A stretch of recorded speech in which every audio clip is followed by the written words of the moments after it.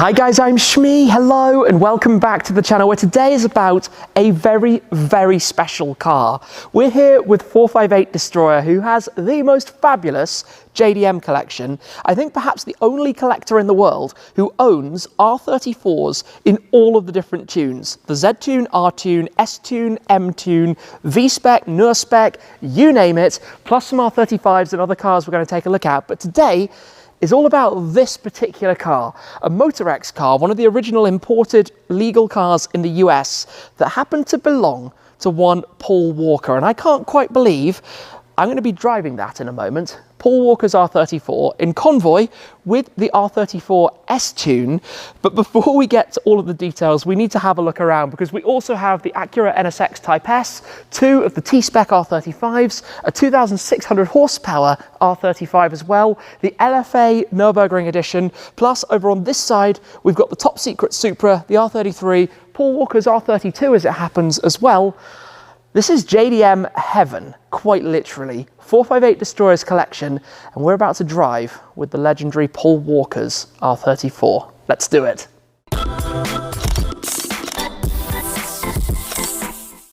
On my previous visits here to catch up with 458 Destroyer, I have experienced some phenomenal cars, including his previous LFA, before purchasing the Nürburgring edition, which is one of my favourite cars out there.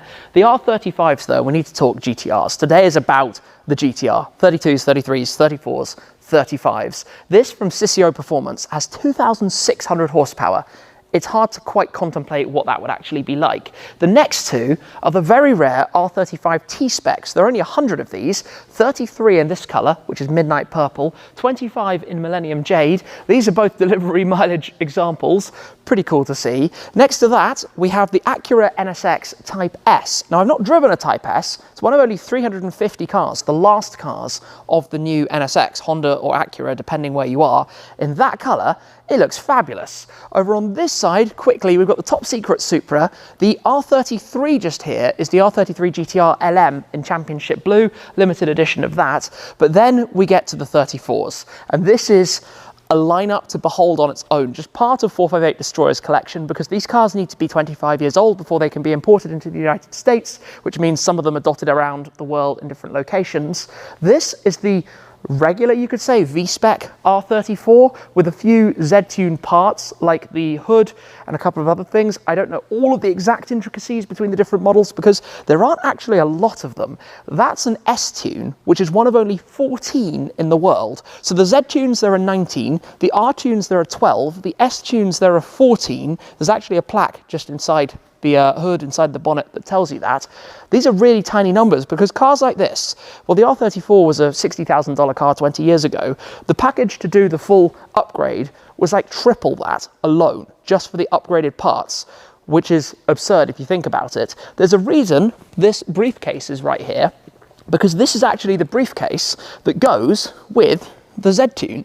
It has the original owner's name on it, along with some of the chassis details about the Z-Tune that features as part of the 458 Destroyer collection, which I think most people wouldn't necessarily know. That actually came with it. But let's get to the cars over here. The R32 was actually Paul Walker's track car. It's completely beaten up and been out on the track. It's destroyed. Paintwork, cracks, chips, damaged bits of cars, missing grille. Come and have a quick look at the interior as well. Inside here, there's basically nothing to it. A seat and not a whole lot else.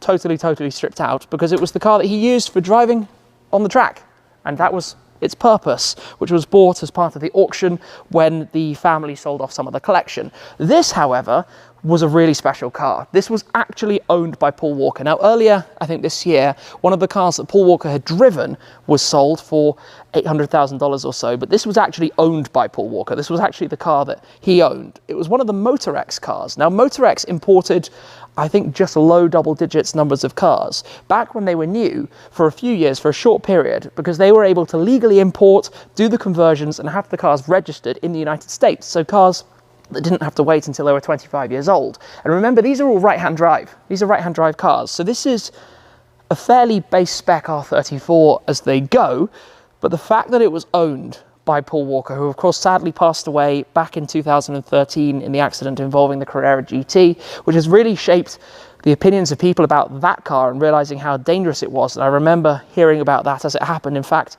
I was literally aware of it, I think within 30 minutes after it happened, which was a totally surreal time. Obviously, it was very late at night over in the UK, but I remember it very, very, very well, and basically not sleeping that night, just being like, this can't be real. This cannot be real. But this was Paul's car. So we're going to get these two started. We're going to get them outside and go experience the world of JDM in probably the coolest possible way. Paul Walker's car, an S-Tune. Could it be better?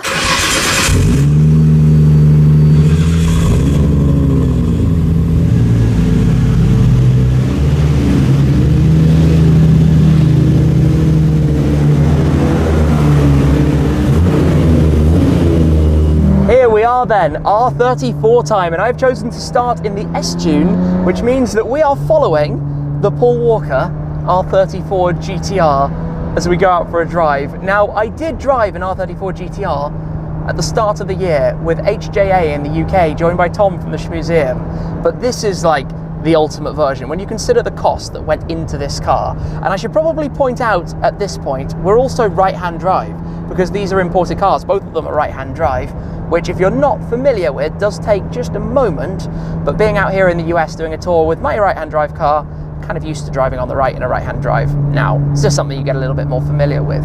One funny thing about this car having been imported from Japan though, really quite funny, is this. The navigation system thinks we're somewhere, I presume in Japan. I'm not entirely sure. If somebody out there can tell me maybe where that is. But anyway, it constantly pops up to tell us to turn places, and I have absolutely no idea what it's saying or where it thinks we are. So we'll just kind of let that roll in the background. Anyway, manual gearbox, but listen to that sound. Listen to the turbos, the swooshes. This car with more by way of modifications than the car right in front of us. So a car that I guess I'm learning as we go and enjoying, and jumped straight into one of the best of this era. And for me, it actually instantly feels like a rawer car and more up my street than the one I drove earlier this year. And I found it quite interesting because the JDM world has grown at such a rate of knots recently, with the interest and demand for Supras, RX-7s, for the different generations of the GTRs, you name it. All of these cars, these recent modern classic JDM cars, basically. I'm just sitting here at the moment thinking how cool it is to be following that. The fact that we're behind that car, you know, a car that Paul Walker owned and drove and, you know, was part of Fast and the Furious, Too Fast, Too Furious, all of the movies back then, that whole period and everything that was going on with them. In that, for himself, amongst his other cars. There we go, the nav just tried to ping at us and tell us something. But if I drop down the gear, in fact, let's just drop it down to second for a moment. It takes a bit of getting used to. It's very, very, like, precise on the pedals.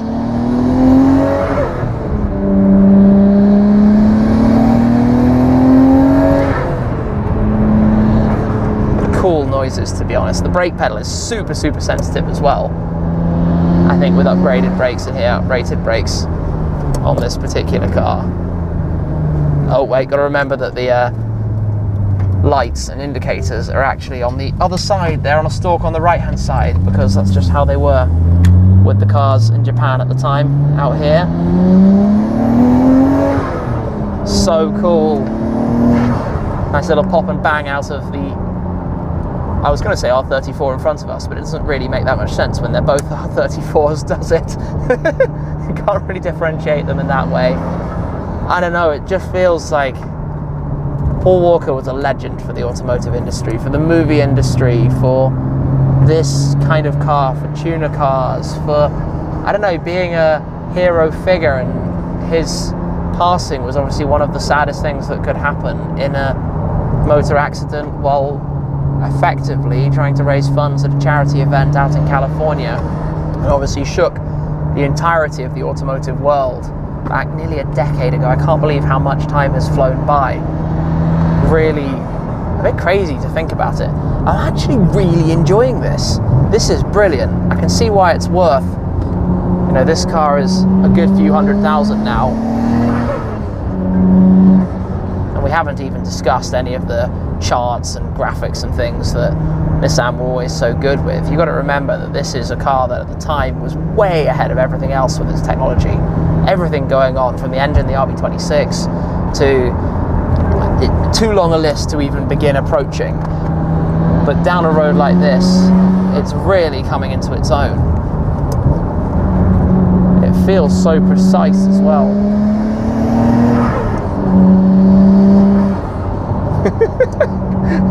The blow-off sounds from the turbos are just immense. It's a cool drive, you know, any R34 I think is a cool drive. And in a moment we're going to be swapping and I'm going to be taking the wheel of that. That's really quite something to think about. The place that we're driving at the moment is genuinely amazing.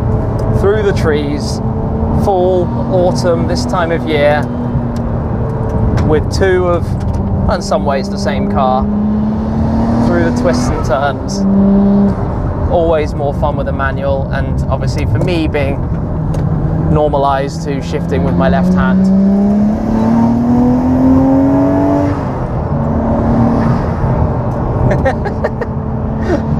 Oh, this is just cool. This is just cool. 458 Destroyer is an absolute legend to drive and enjoy these cars, to make sure that he gets the most out of all of them, because that's what they were built for, right? That's what these things were actually originally intended to do. Oh yeah.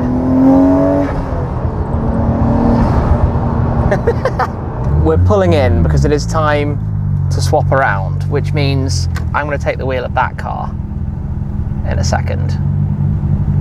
It's really quite crazy to think about, isn't it? Let's do this. Let's swap over. It's time then. It is time to drive this car. A probably substantially less good car if you're making a direct comparison between them. But, you know, the significance of this cannot be underestimated. If you think about what this car was, what it's about. I mean, yeah, right now, this feels, you know, I'm appreciating where I'm sat at this moment in time. Here I am then, Paul's R34, or maybe 458 Destroyer's R34, depending how you want to call it. Slightly less power, without the S-tune suspension, without the short throw shifter, or the racing clutch, things that are immediately obvious, and without the brake upgrade, because that car actually has the R35 brakes on it, which obviously mean it has quite the stopping power. But I think this is now more about the experience. This is, if you're into JDM, if you're into Skylines, if you're into R34s, this is a one-of-one car. This is a car with a significant story, you know, it's a significant part of the rise in value of all of these things at this moment in time anyway. And it's crazy to think that these cars haven't yet reached the 25-year threshold for the United States in general. Obviously the Motor X cars is a slightly different system, but that's when, often with these things, when they're available to the US market, the values tend to shoot up. This is, I don't know, I feel a little bit emotional driving it. You know, watching Paul in all of the movies, so many iconic quotes and iconic phrases and iconic things that he had said through the film franchise, and so much relevance to the automotive world, so significant to the automotive world. This was his R34, this was his GTR, this was one of his pride and joys, and now I'm lucky enough to find myself here driving it. You know, following the S-tune. Yeah, the S-tune, like I said, is a way better car. I feel that instantly. The suspension is the biggest thing for me. The general sharpness of it as well. You know, the pedal feel, for example, this brake pedal feels like it's falling to the floor in comparison. And certainly the clutch. But I don't think I'm driving this right now for the ultimate in dynamic driving experience. I think I'm driving this right now to just share this story, you know, to bring a bit of this to you guys, because yeah, this is, makes you think. You never know what could happen, especially in the world of cars. You never know what could happen when you're out driving, and I think this is one of the ultimate examples of it. Somebody's life was taken, or more than one person's life was taken way too soon. Way too soon. As we open it up a little bit, up the hill here, It's actually amazing how much more we're getting bumped around than driving in the S-Tune, but it bangs away on lift-off as well, which is, you know, fun. Just gotta watch out. I'm like, where does the secret tight corner go? Yeah, that way. Okay, yeah, wouldn't want to go straight on there. That wouldn't go so well.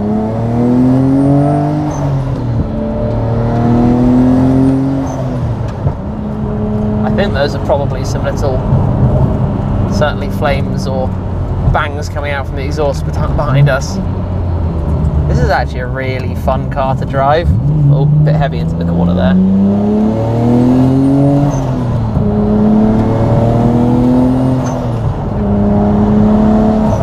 But it makes me realise how sorted that is, how sorted the S-Tune actually is over a regular one. Sorry, a little bit above bump. But still, you know what? I don't think that was the plan of today. The plan of today, this evening with the sun setting, was to really just share a story, share something about the R34, about a legend in this world, about 458 Destroyers collection. I very much appreciate you guys coming along for this journey with me as well, to join me today for this drive, just being part of it, with something jumping and bumping around behind us in the back of the car.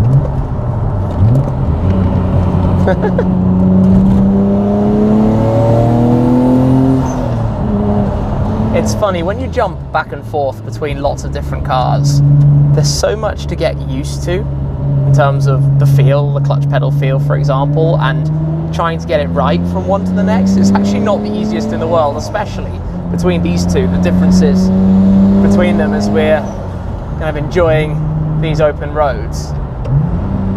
And the feel of the clutch pedal, the shifter, just the intricacies between them.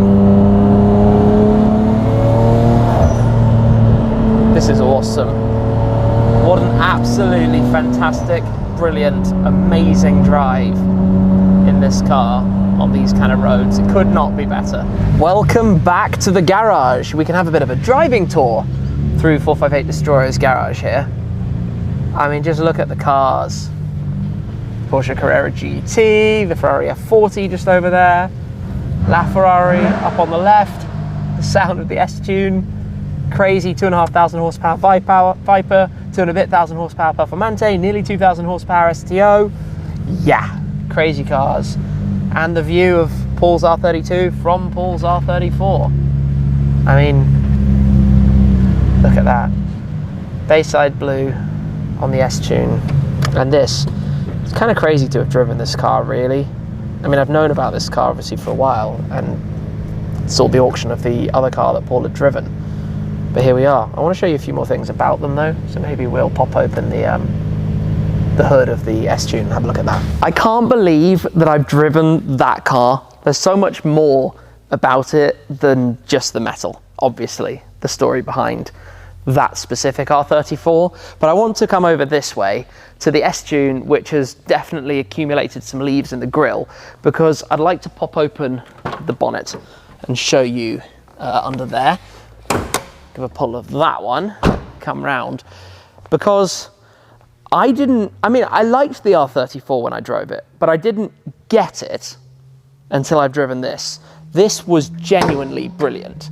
This was really, really impressive. The RB26 in here and the chassis plaque, chassis number 12 for the S-Tune of the 14 that they made.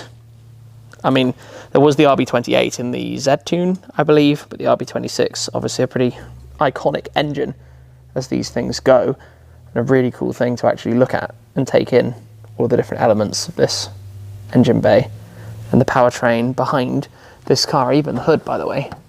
Carbon fiber on the underside of there. I mean, this really was about making the car lightweight, upping the power, really dialing it in dynamically in terms of the suspension, the brakes, everything about it, and it makes for a cool package. This costs as much as a Speciale or a Pista, I think. No, it's probably more than that. I don't know. It's hundreds of thousands for an R34, but what an R34. I loved that. Really enjoyed driving that. because of what it is as a car to drive. Really enjoyed driving that because of the story behind it, what it represents. Paul Walker's car, an icon, a legend. Rest in peace. Yeah, cool day here today with 458 Destroyer. Make sure you check out his page if you'd like to see more of these cars, plus the other R34s and other JDM cars that I've alluded and mentioned a little bit more about as well. But that's all for today. Thank you very much for watching, guys. Your support is really appreciated, and I'll see you again very soon. Cheers.